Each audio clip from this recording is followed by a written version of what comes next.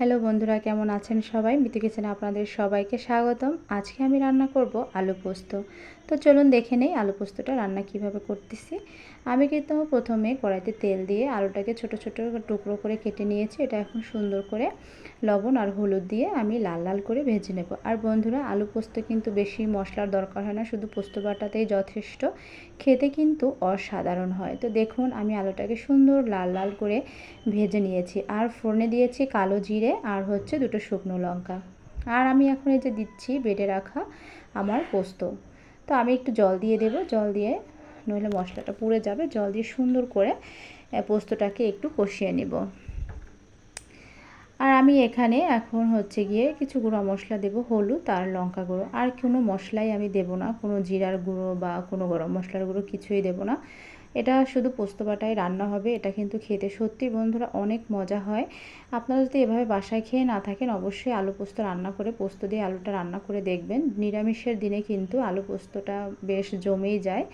নিরামিষের দিন আমরা ভাবি যে কী খাবো, তো আলু পোস্তটা রান্না করলে কিন্তু বেশ ভালোই লাগে খেতে। তো আমার মশলা কষানো হয়ে গেছে। এখন কিন্তু আলু দিয়ে আমি পোস্তর সাথে আবার সুন্দর করে একটু কষিয়ে নিব।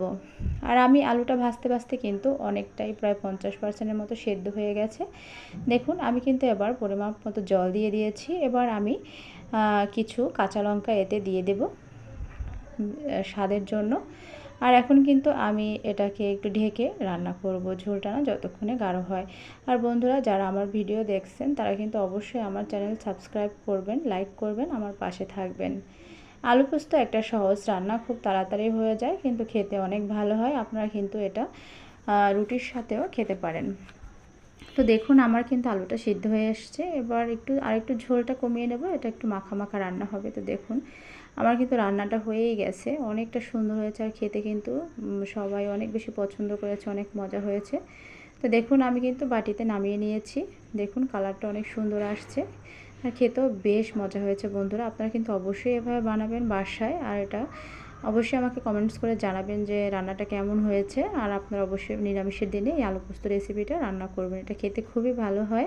তো সবাই ভালো থাকবেন। দেখা হবে নেক্সট